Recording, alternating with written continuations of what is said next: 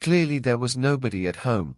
Those newspapers sticking out of the letterbox are a sure sign that the owners are away. Come on. Let's break in. I don't think we should. It's not like stealing apples. Are you afraid? Chicken. Who's chicken? I'll show you. Being taller than Ginger, Deggy was able to reach up and open the window. The boys climbed in and looked around. Then they heard the screech of brakes as a car pulled up outside the house. They ran as fast as they could. Ginger got away, but Deggy tripped and fell. The policeman grabbed Deggy by the collar and took him to the police station. They questioned him for hours and hours. They wanted to know the other boy's name, but he didn't tell them.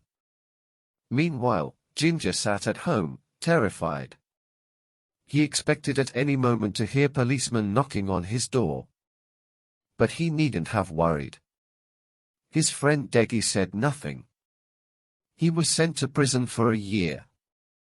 When he got out, he knew that his parents did not want him, so he decided to go and see his old friend, Ginger.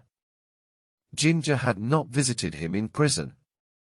Perhaps his parents had told him not to.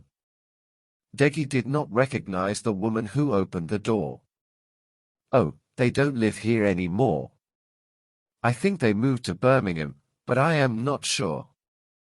Sorry. The platform was crowded. It was the rush hour, and a crowd of businessmen and women were waiting for the train to take them back to their comfortable homes in the suburbs. Among the waiting passengers was a tall man in an expensive overcoat. He had the fat face of a man who lives well and eats only the best food. He was standing under the notice that said, "Beware of pickpockets." A slim red-haired man was moving quickly through the crowd.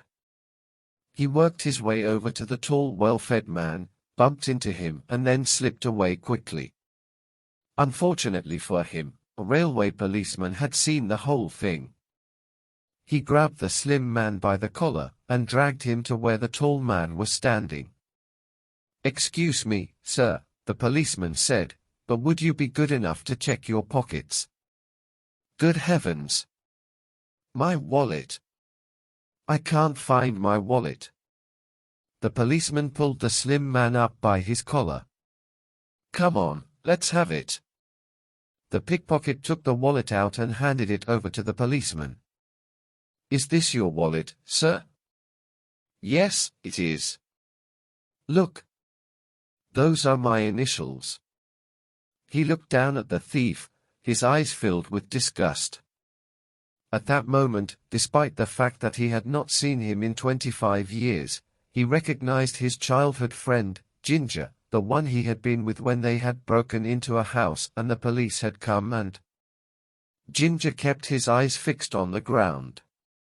He had no interest in staring into the face of the man he had just tried to rob. "Do you want to press charges against this man, sir?" the policeman asked. There was a moment's silence.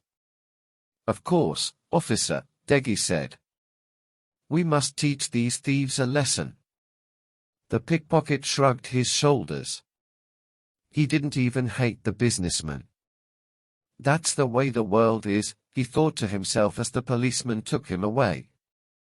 Meanwhile, Deggy, the successful businessman, had boarded his train, satisfied that he had done his duty as a good citizen.